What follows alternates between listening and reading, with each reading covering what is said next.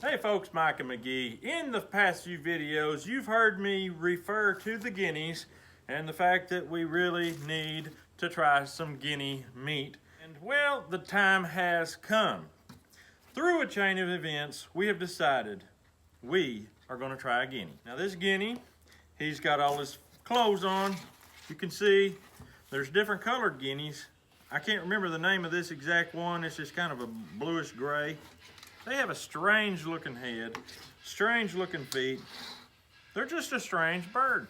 They can fly good, but what they're most known for is two things: their ability to eat bugs and their voice box. You can hear them from here. There's 3 left.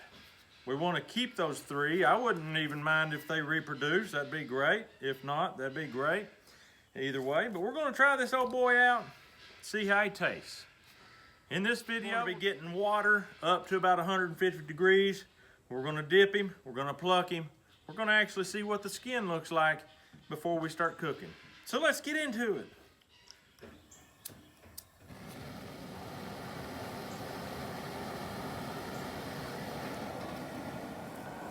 All right.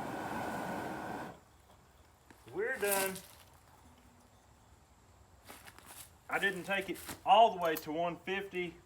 I think the general rule is between 130 and 150, and since I'm only doing 1, I don't need to have a lot of reserved heat. We're just going to do 1. All right. When you do dunk a chicken or a guinea or whatever, just make sure you don't get your hand down in the water. It's pretty warm. I mean, you can handle touching it, so you don't want to stick your hand down in there. Okay, after you get done dunking it, test it out. Those feathers are still holding a little bit more than I like. Now that's pulling out pretty easy. His head's too hot to hold. I'd like to get his tail a little more. I'm just gonna let the pot hold it and go down like that. We're just going to let that sit like that for a good while. These feathers are coming out nicely, very nicely. That's the way you want them. You don't want to have to pull real hard. All right, I'm going to pluck this thing real quick and we'll see what it looks like. As you can see here, you just pull these off. I mean, this is just, they're falling off so easy. There's not even that many feathers on them really. So I'm just going to quickly get them off. It'll look like a chicken when we get done.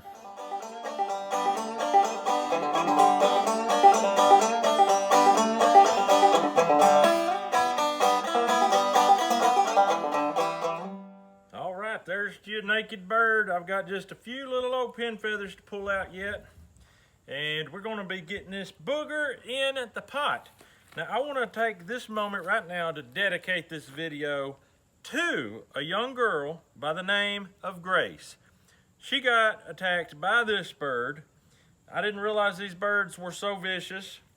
They are good watchdogs, and I knew they were using their voice box as well, but they will also use their claws. These claws right here were used to scratch my little neighbor girl's face very badly, and so that has a little something to do with this video. So I'm going to dedicate this video to Grace. All right, folks, this is the next day. I've been chilling this dude all night long. He looks just like a chicken, to be honest with you. When I took his crawl out, I went to check because they say they eat ticks. They're really good at eating ticks. I found no ticks. Maybe we don't have no ticks around here anymore because they already ate them all. But all I found was grasshoppers and seeds from weeds and a few other little small bugs. But anyway, we're gonna go ahead and get into the cooking of this bird. I'm gonna show you how to cook this thing in a roasting pan, wrapped up, so you can just walk away and let it slow cook, and it'll be ready when you're ready. Okay, what you wanna do is get your bird on the foil so you can wrap it when it's ready. But before you wrap it up, you wanna take some seasoned salt, you wanna take some paprika, you wanna take some regular salt, not overly much.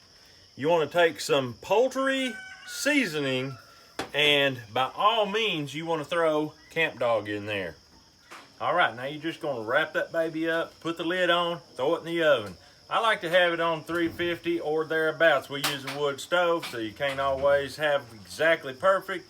But if it's a little under, you cook it a little longer. If it's a little over, you cook it a little less. But wrapped in this foil, it's gonna protect it.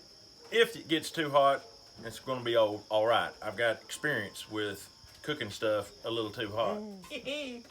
That's what I was saying too about that rooster, you know.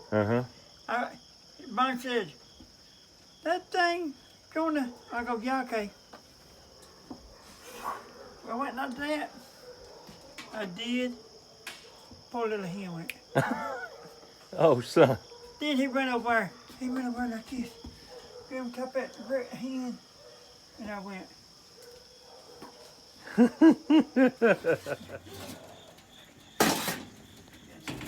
All right. Okay, we got it out of the oven. I looked at it just to make sure it was done.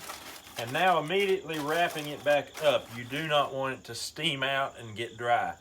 If you leave it wrapped up, it works like a tent. It steams up, it just recirculates, keeps your meat nice and moist. So we're gonna let that cool off a little bit, and we're gonna do our taste test for you.